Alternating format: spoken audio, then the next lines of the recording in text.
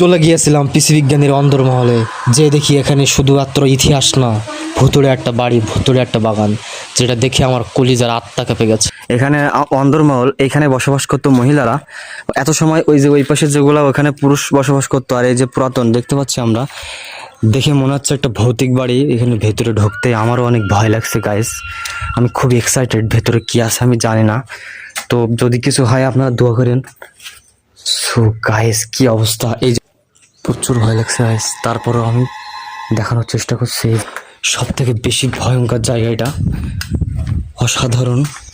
তারপরে অনেক এক্সাইটেড আমি। এই যে যে আমরা যে ছাদ তৈরি করি রড দিয়ে, আর এখানে ছাদ তৈরি করতো আগে এইটা দিয়ে। এখানে অনেক প্রতি বিল্ডিংয়ে এখানে এখন ঘাস জন্মে গেছে। আসলে গাইজ অনেক এক্সাইটেড আমি। এই যে সিঁড়ি, এই সিঁড়ি বেয়ে দোতলায় ওঠা যায়, তো আমি আস্তে আস্তে দোতলায় ওঠার চেষ্টা করছি। জানি না আল্লাহ কি আছে কপালে, তো আপনার সাথে থাকুন। গাইজ কি অবস্থা দেখুন,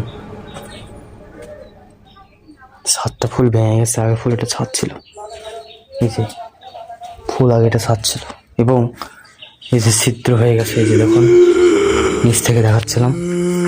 তো ডাক্তার পিসি রায়ের যে বাসা, এই বাসায় এসে আসলে অনেক ভালো লাগছে। যতটা আমার ভালো লাগছে তার থেকে বেশি আমার ভয় লাগছে। মনে হচ্ছে এখান থেকে একটু উঁকি দিলেই আমি পড়ে যাব। এই যে দেখুন অনেক ভয়ঙ্কর একটা জায়গা। আমি দ্রুত নেমে যাই, কারণ আমার ভয় লাগে সব দেখলে। আমি দ্রুত নেমে যাচ্ছি।